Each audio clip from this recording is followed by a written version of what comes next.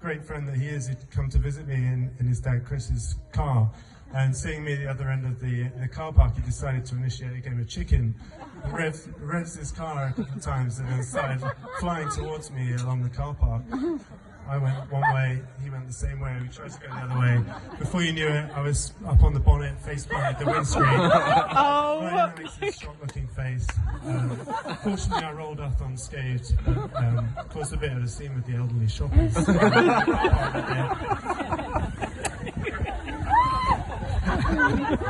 Amazingly, that's not the only time Alex has run over one of his friends.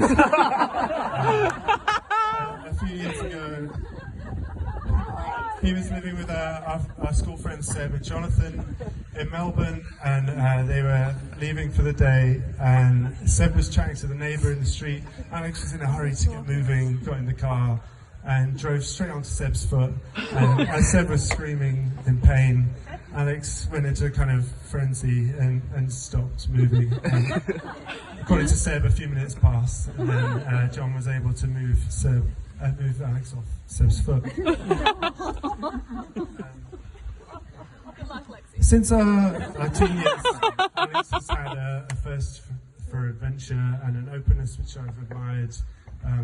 During our gap year before university, most of our friends went on kind of round the world package tour deals and groups, and Alex went on his own to Mauritius to stay with his mum's family, and rather than spending his time on beer bongs, he got a job as a radio DJ at a local station.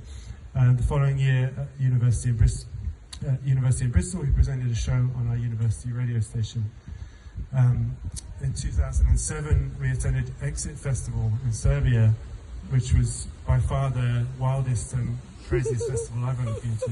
Most of our group of 15 friends were holding on to each other for dear life. At times in the mosh pits, quite literally, but Alex, on the other hand, went native and disappeared for the best part of 3 days. No one saw him.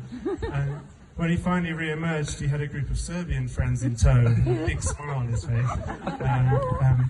He'd had time off on his own. I'm glad to see that he's been keeping up the ritual of hedonism in recent years with trips to festivals and burns here and in New Zealand. I know there's a lot of burn community friends in tonight, so. Alex and I also share a lasting love of photography. I inherited my interest from my mother, who had several SLR cameras at home when we were growing up. I remember probably the first time Alex came around my house and used my mum's camera. He took photos of me topless in the garden, got me to dunk my head in a bucket of water.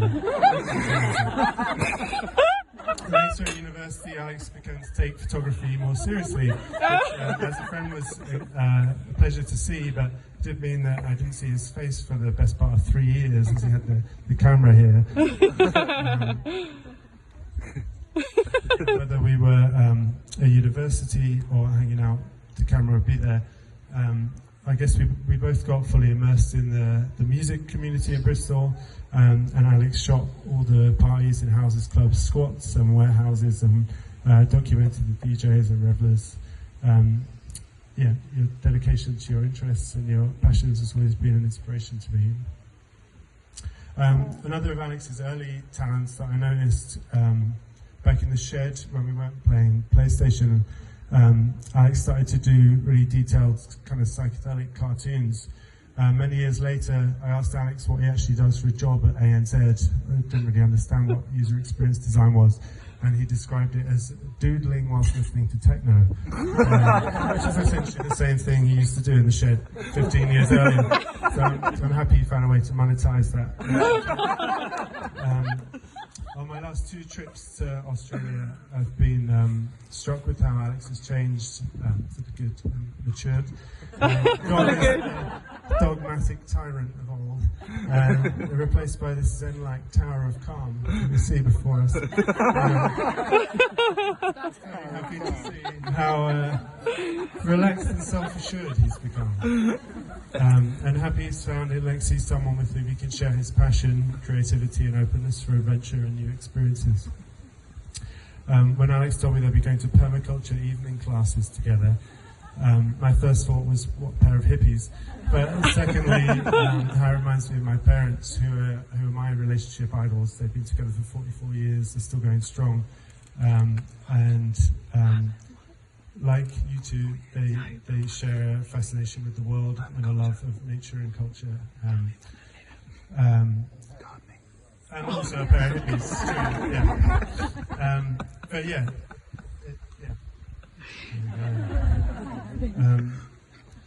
but yeah, you share a vision of the world and are driven to move through it in a harmonious way. Makes me sure you'll be together forever and like my parents, friends for decades to come. I like to think marriage should be a celebration of a successful and healthy relationship, which is clearly what you've both created. So I'm honoured to be able to celebrate it with you and your friends and family today. So a toast to the bride and groom.